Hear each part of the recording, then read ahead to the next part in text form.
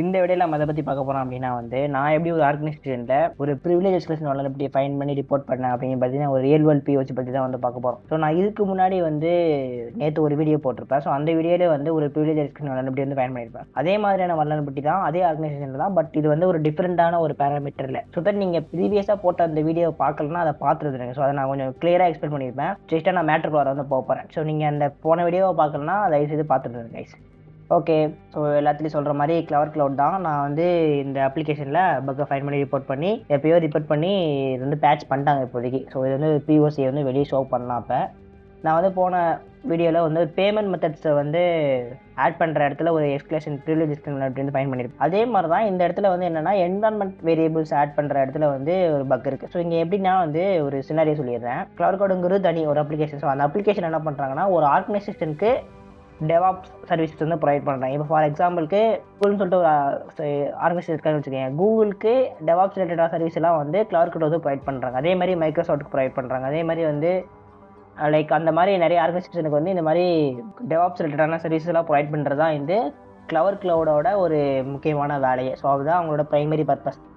So இவங்க என்ன பண்ணுறாங்க அப்படின்னா வந்து ஒரு ஆர்கனைசேஷனுக்கு வந்து அந்த சர்வீஸை ப்ரொவைட் பண்ணுறாங்க அப்படின்னா வந்து அந்த ஆர்கனைசேஷனுக்கு மல்டிபிள் ரோல்ஸை வந்து அலோகேட் பண்ணுறாங்க. ஃபார் எக்ஸாம்பிளுக்கு அந்த ரோல் அதில் வந்து அக்கௌண்டன்ட்டு, அட்மினு, டெவலப்பரு சம்திங் சொல்லிட்டு நம்மளே வந்து ரோலை உருவாக்குற மாதிரிலாம் வந்து வச்சுருக்காங்க. ஸோ அந்த ரோலில் தான் வந்து இந்த மாதிரி பக்கெல்லாம் வந்து வந்திருக்கு. நான் ஜஸ்ட் ரன் பண்ணுறேன். ஸோ இங்கே என்னென்னா ஒரு ஆர்கனைசேஷனுக்கு ஒரு அப்ளிகேஷன் க்ரியேட் பண்ணுறதுக்கான ஒரு ஆப்ஷன் இருக்கும்.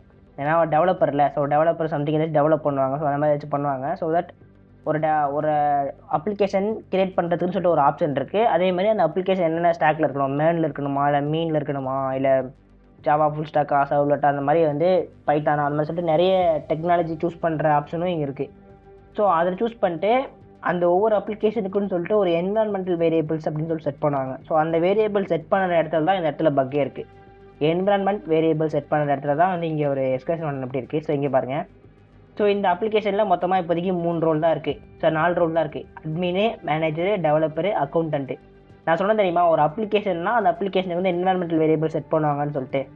அந்த என்விரான்மெண்டல் வேரியபிளை அட்மின், மேனேஜர், டெவலப்பர் ஸோ இவங்க 3 பேரால் மட்டும்தான் செட் பண்ண முடியும். ஆனால் அக்கௌண்டன்ட்டால் செட் பண்ண முடியாது. So as per the UI அதே மாதிரி நான் அவங்களோட ஏபிஐ டாக்குமெண்டேஷனும் படிச்சிட்டேன். ஸோ அந்த டாக்குமெண்டேஷன் பொறுத்த வரைக்கும் அக்கௌண்டன்ட்டால் ஒரு என்விரான்மெண்டல் வேரியபிளை ஆட் பண்ண முடியாது. அட்மின், மேனேஜர், டெவலப்பர் வந்து ஆட் பண்ணலாம். ஸோ இப்போ இங்கே என்ன பக்குனா அக்கௌண்டண்ட்டாக இருந்துக்கிட்டே நான் வந்து ஒரு என்விரான்மெண்டல் வேரியபிளை வந்து நான் ஆடும் பண்ணுறேன், டெலிட்டும் பண்ணுறேன். ஸோ அதுதான் வந்து இந்த இடத்துல எக்ஸ்பிரஷன் பண்ணபடி ஆகுது. மறுபடியும் ரன் பண்ணுற பிஓசியை டெஸ்ட்லாம் வந்து ஓட்டி விட்டுக்கிறேன். ஓகே. ஸோ இங்கே இருந்தால் வந்து மெயின் பிஓசி வந்து ஸ்டார்ட் ஆகுது. இந்த குரோமில் இருக்கு தெரியுமா, குரோமில் இருக்கிறது தான் வந்து அக்கௌண்டண்டோட அக்கௌண்ட்டு. ஸோ அதுதான் இங்கே பாருங்கள் அந்த ப்ரொஃபஸர் 27 அந்த மாதிரி ஒரு இமெயில் இருக்குது தெரியுமா, அதுதான் வந்து அக்கௌண்டண்டோட லாகின். ஓகே.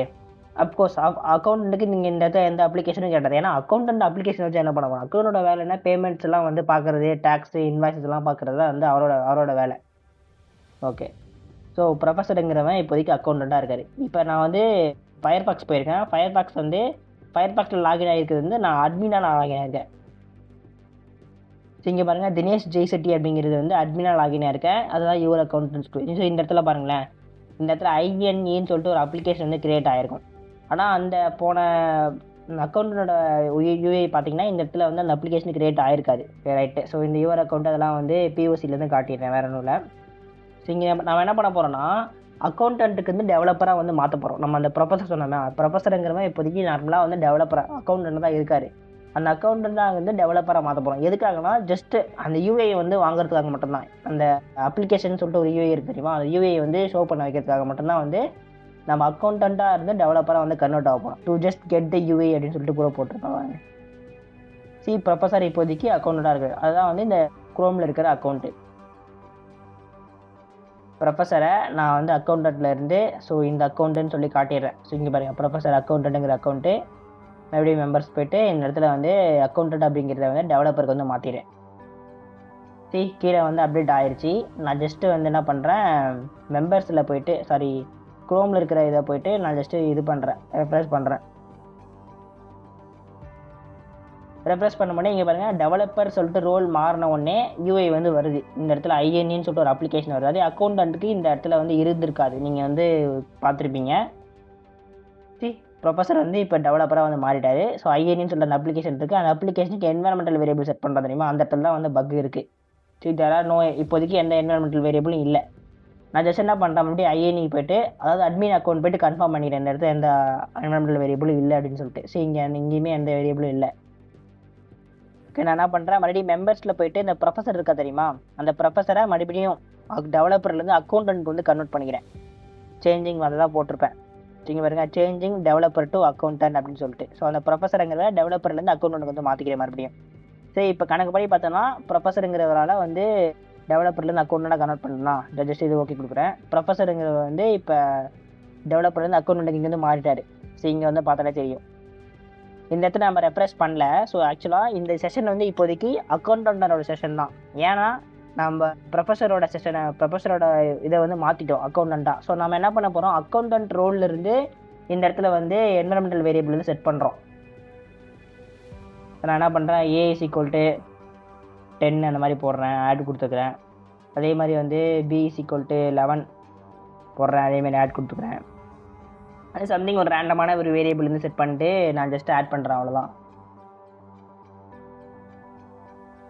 வேரியபிள் அந்த மாதிரி செட் அந்த மாதிரி சொல்லிட்டு ரேண்டமாக ஆட் பண்ணுறேன், ஏதோ ஒன்று டெக்ஸ்ட்டு ஆட் பண்ணியாச்சு. ஸோ இப்போ கணக்குப்படி இந்த இடத்துல ஆட் ஆகக்கூடாது. ஏன்னா இந்த செஷன் வந்து அக்கௌண்டன்டோட session. As per these application, இந்த அப்ளிகேஷனோட ஏபிஐ டாக்குமெண்டேஷன் படித்த வரைக்கும் அக்கௌண்டன்ட்டுக்கு ஒரு என்வரன்மெண்டல் வேரியபிளை ஆட் பண்ணுறதுக்கு எந்த ஒரு ப்ரிவிலேஜும் கிடையாது, உரிமையும் கிடையாது, ஆக்சஸும் கிடையாது. மூணுமே ஒரே வார்த்தை தான், எதுவுமே கிடையாது, ஆட் பண்ணவே முடியாது. ஜஸ்ட் அப்டேட் சேஞ்சஸ் கொடுக்குறேன். சரிங்க பாருங்கள், something went wrong while updating variable. So that இந்த யூஐ வந்து கரெக்டாக தான் ஷோ பண்ணுது. அதாவது நீங்கள் அக்கௌண்டண்ட்டாக இருக்கும்போது உன்னால் வந்து இந்த என்வரன்மெண்டல் வேரியபிள் செட் பண்ண முடியாதுன்னு சொல்லிட்டு யூஐ கரெக்டாக சொல்லுது. ஓகேவா, இது வரை ரன் பண்ணுறேன். யூஐ வந்து கரெக்டாக வந்து எரர் மெசேஜ் வந்து கொடுக்குது. பட் ஆனால் அட்மின் அக்கௌண்ட்டில் போய்ட்டு இந்த ஐஎன்இ என்வரன்மெண்டல் வேரியபிள்ஸ் பார்த்தீங்கன்னா வந்து வேரியபிள்ஸ் வந்து இங்கே ஆட் ஆகிருக்கும். அதாவது யூஐ வந்து கரெக்டாக எரர் இன்ஃபர்மேஷன் வந்து தருது. ஆனால் பேக் எண்டில் இந்த வேரியபிள்ஸ் வந்து போய் ஆட் ஆகிருக்கு. சரி, இங்கே பாருங்கள், A = 10 B = 11 வேரியபிள் ஆடுன்னு சொல்லிட்டு நம்ம ஆட் பண்ண அதே வேரியபிள் இங்கே ஆட் ஆகிருக்கும். ஸோ இங்கே என்ன சொல்லியிருப்பேன்னா வந்து, அதாவது யூஐ வந்து இந்த மாதிரி எரர் ஷோ பண்ணுது. ஆனால் வந்து ஆஸ் பர் பேக் எண்ட் பார்த்தீங்கன்னா வந்து வேரியபிள் வந்து ஆட் ஆகுது. ஸோ தட் இந்த இடத்துல வந்து ஒரு ப்ரிவிலேஜ் எக்ஸ்கிரீன் வளர்பட்டி வந்து இருக்குது ஆக்சுவலாக அப்படின்னு சொல்லிட்டு நான் ஜஸ்ட் டைப் பண்ணி காட்டியிருப்பேன். எதுக்காக இந்த மாதிரி டைப் பண்ணுறான், இந்த மாதிரி பியூஎஸ்சி ரேட் பண்ணுறாங்க தெரியுமா அந்த இன்சிடென்ட் சைட்லேருந்து. ஸோ அவங்களுக்கு வந்து இது கொஞ்சம் ஈஸியாக இருக்கும் பார்க்குறதுக்கு. ஸோ தட் அவங்களும் வந்து டக்குன்னு ட்ராக் பண்ணுவாங்க, அரல்ஸ் ஏதோ ஒன்று ரெஸ்பான்ஸ் ஆச்சு பண்ணுவாங்கல்ல. ஸோ அதனால தான் as an account I can set the environmental variables அப்படின்னு சொல்லி போட்டிருப்பேன். ஸோ நான் எதுக்கு ஒரு தடவை வந்து அப்ளிகேஷனை ரீலோட் பண்ணோம். அதாவது இந்த அட்மின் அக்கௌண்ட்டை அட்மினால் இருக்க செஷனை வந்து ஒரு தடவை ரீலோட் பண்ணோம். மேபி யூஏ ஏதாவது கூட இருக்கலாம்ல. ஸோ அதனால் அதையும் கன்ஃபார்ம் பண்ணுறது ஜஸ்ட் நான் ரீலோடும் பண்ணியிருக்கேன். ரீலோட் பண்ணாலுமே அந்த வேரியபிள் வந்து அப்படியே தான் இருக்குது. ஸோ விச் மீன்ஸ் தட் அது சர்வர் சைடில் வந்து அப்டேட் ஆயிருக்கு. ஸோ இந்த இடத்துல என்னென்னா எரர் மெசேஜ் வந்து கரெக்டாக ஷோ பண்ணுது. அதாவது அக்கௌண்டன்ட்லேருந்து நீங்கள் வந்து அப்டேட் பண்ணக்கூடாதுன்னு சொல்லிட்டு எரர் மெசேஜ் கரெக்டாக ஷோ பண்ணுது. ஆனால் பேக் எண்டில் பார்த்தீங்கன்னா வேரியபிள் வந்து என்வரன்மெண்டல் வேரியபிளாக வந்து செட் ஆகிருக்கு அக்கௌண்டன்ட்டோட யூசர் அக்கௌண்ட்லேருந்து.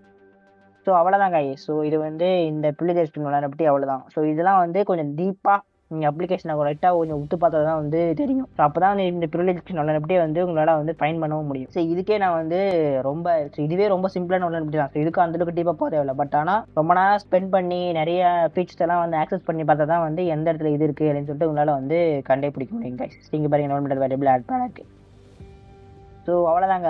ஸோ நீங்கள் எந்த அளவுக்கு ஒரு அப்ளிகேஷனில் வந்து லைக் எல்லா ஃபீச்சரையும் ஆக்சஸ் பண்ணி, அது நான் இந்த இந்த இந்த இந்த அப்ளிகேஷனில் பென் டெஸ்ட் பண்ணுறதுக்கு முன்னாடி நான் கிட்டத்தட்ட ஒரு 2 hours 3 hours சும்மா எல்லாத்தையும் போட்டு செக் பண்ணிருந்தேன். ஸோ இது எப்படி இருக்குது, இந்த ஃபீச்சர் அப்படி இருக்குது, இந்த ஃபீச்சர் அப்படி இருக்குது, லாக்ஸ்ன்னு சொல்லி ஒரு ஃபீச்சர் இருக்குது. ஸோ இது வந்து லாக்ஸ் அப்படிங்கிறது அக்கௌண்ட்டுக்கு அவைலபிளாக இருக்குமான்னு சொல்லிட்டு நான் போட்டு மல்டிப்புளாக போட்டு நான் யூஸ் பண்ணிட்டு இருந்தேன். ஜஸ்ட் யூஸ் பண்ணேன், எந்த ஒரு இதுவுமே யூஸ் பண்ணல, பப் ஷீட் எதுவுமே இன்டர்செப்ட் பண்ணல, எதுவுமே பண்ணல. அதுக்கப்புறமா தான் ஒரு ஐடியா கிடைச்சிது எனக்கு. ஓகே, இந்த ஃபீச்சர் இங்கே இருக்குது, இந்த ஃபீச்சர் இவருக்கு அவைலபிளாக இருக்குதுன்னு சொல்லிட்டு. ஸோ அதுக்கப்புறமா தான் இந்த மாதிரி வந்து உங்களால் வந்து பக்ஸுமே வந்து கிடைக்கும். ஸோ அவ்வளோதாங்க. ஸோ இந்த பக் வந்து உங்களுக்கு கண்டிப்பாக புரிஞ்சிருக்குன்னு நினைக்கிறேன். ஸோ புரியலனா கமெண்ட் செக்ஷனில் வந்து கேளுங்க. கண்டிப்பாக வந்து நீங்கள் இந்த வீடியோ பார்த்துருக்கீங்க அப்படின்னா இதுக்கு முன்னாடி வீடியோ வந்து பாருங்கள். ஸோ அதுவுமே இதே மாதிரியான ஒரு ப்ரிவிலேஜ் எக்ஸ்கிரீன் அப்படி தாங்க. ஓகே, ஸோ என்னோட டீச்சிங் பற்றின உங்களோட கருத்துக்களை வந்து கமெண்ட் செக்ஷனில் வந்து சொல்லுங்கள். ஓகே, தேங்க்ஸ் ஃபார் வாட்சிங் this video. Have a nice day. Bye.